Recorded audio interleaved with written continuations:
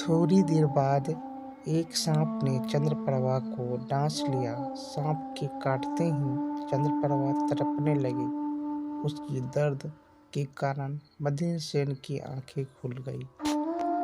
उसने देखा कि चंद्रप्रभा तड़प रही है और एक सांप उधर से जा रहा है, तो वह बेचैन हो गया। उसके होश उड़ गए।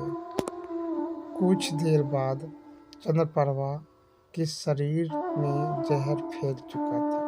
वह बेहोश होकर मृत्यु अवस्था में पहुंच गई थी। 2-4 हिचकियों के बाद प्राण अपने शरीर से छोड़ दिए। अपने पत्नी को मारा देखकर मदनसेन की आंखें भर आई। वह जोर जोर से रोने लगा। उसके रोने की आवाज इतनी अधिक थी कि जंगल के जीव जंतु गरजने लगे। मदनसेन ने मन में सोचा, जब जीवन साथी ही मर गए तो अब मैं जीवित रह के क्या करूंगा। मैं भी इसी के साथ जलकर मर जाऊंगा। एक चिता में दोनों का दाह संस्कार हो जाएगा। यह सोचकर वह जंगल से लकड़ियां इकट्ठा करने लगा और लकड़ियां चुनता जा रहा था और रो रो के कहा जा रहा था, जब मेरी रानी ही नहीं रहे तो मैं जीकर क्या करूंगा। मैं भी उसी के साथ जलकर मर जाऊंगा। संयोगवश से जंगल में महादेव जी और मां पार्वती पृथ्वी लोक का भ्रमण करते हुए आ पहुंचे। मां पार्वती ने जब मदनसेन की रोने की आवाज सुनी तो उन्हें बड़ी दया आई। वे महादेव जी से कहने लगी, हे प्रभु, कोई मानव हृदय विदारक स्वर में रो रहा है। उसके रोने से मेरा हृदय कांपता है। आप मुझ पर दया करके उसका दुख दूर कीजिए। पार्वती की बातें सुनकर महादेव ने कहा, मैं तुमको इसीलिए ही अपने साथ नहीं ले आ रहा था, क्योंकि संसार में हर प्रकार के दुखी आदमी हैं। हम किस किस का दुख दूर करेंगे। तब पार्वती ने कहा, हे स्वामी, कुछ भी हो इस बेचारे का दुख आपको दूर अवश्य करना पड़ेगा, क्योंकि इसके विलाप से मेरा भी हृदय कांपता है। पार्वती की बातें सुनकर शिवजी पार्वती को साथ लेकर वहां आए जहां मदनसेन रो रहा था। महादेव पार्वती मदनसेन से पूछा, हे मानव, तू क्यों रोता है? तुमको क्या दुख है? मदनसेन ने बताया, आप मेरा दुख क्या जाने। मुझ में अपना दुख बताने की शक्ति नहीं है। अगर यह धरती फट जाए तो मैं उसमें समा जाऊं। मदनसेन की ऐसी बात सुनकर शिवजी को दया आई गई और मदनसेन से कहा, तुम हमको अपना सारा हाल बताओ। तब मदनसेन ने उनसे कहा, महाराज, मैं रतनगढ़ के राजा चंद्रगुप्त का पुत्र हूँ। मेरे पिता ने मुझे परदेश निकाल दिया है, इसलिए मैं और मेरी पत्नी इस जंगल में आ गए। थके होने के कारण हम इस वृक्ष की छाया में विश्राम करने लगे। हमें नींद आ गई। कुछ देर बाद एक सांप ने मेरी पत्नी को डांस लिया और वह मर गई। उसका बिछड़ना मुझसे सहन नहीं हो रहा है, इसलिए मैं लकड़ियां इकट्ठा कर रहा हूँ ताकि मैं भी अपनी पत्नी के साथ जलकर राख हो जाऊं।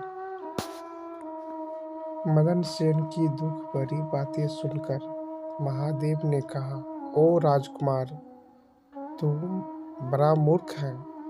अरे संसार में तो यही आगमन लगा हुआ है।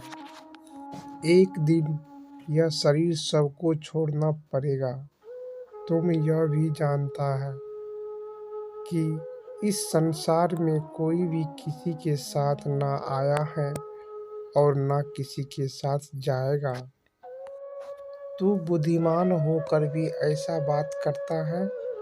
अरे मूर्ख, सोच, यदि तू जीवित रहा तो तुझे अनेक रानियां मिल जाएगी। इसलिए मेरा कहना मान और इस विचार को त्याग दे।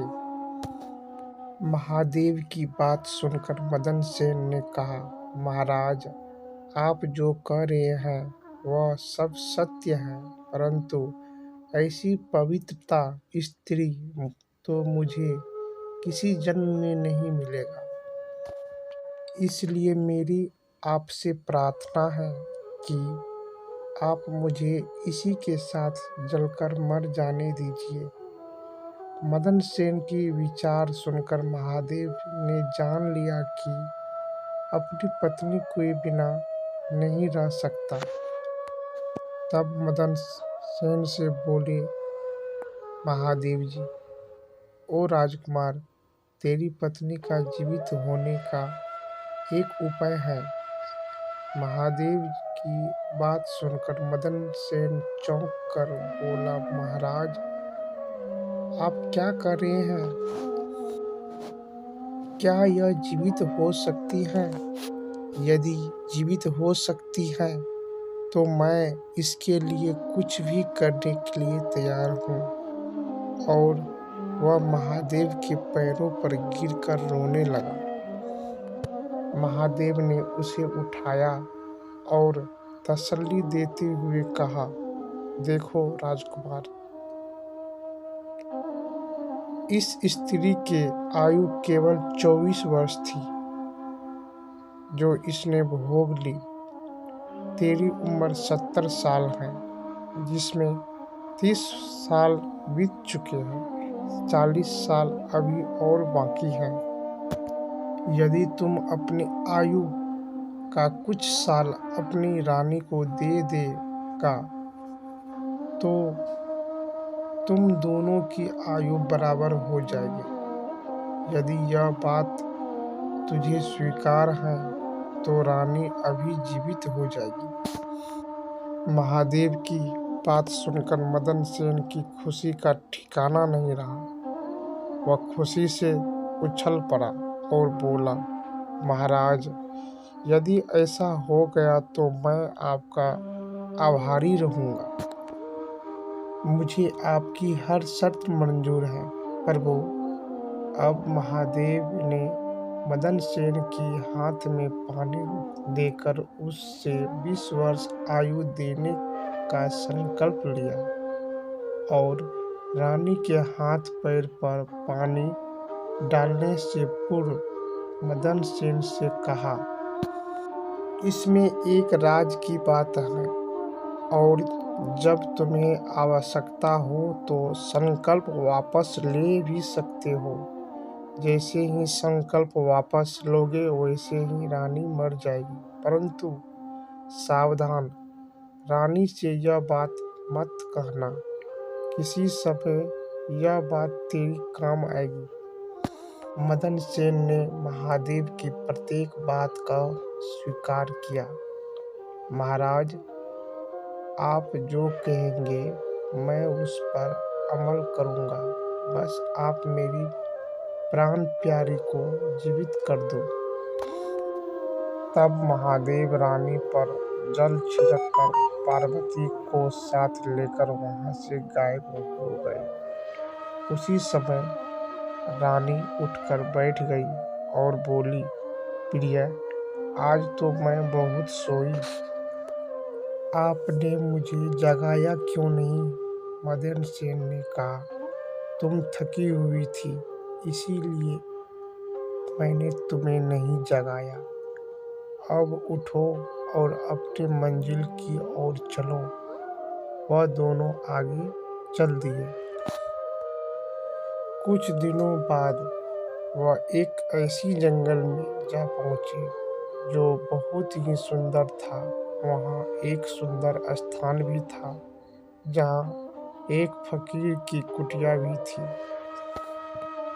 थके हारे होने के कारण उन्होंने सोचा कि चलो इसी कुटिया पर कुछ देर विश्राम करके आगे बढ़ेंगे। दोनों कुटिया पर जा पहुंचे तो देखा कि एक नौजवान सुंदर फकीर कुटिया में खटिया लगा कर बैठे हुए हैं और हुक्का पी रहा है। दोनों फकीर के पास बैठ गए। उसी समय राजकुमार ने रानी से कहा, रानी, हमें तो प्यास लगी है।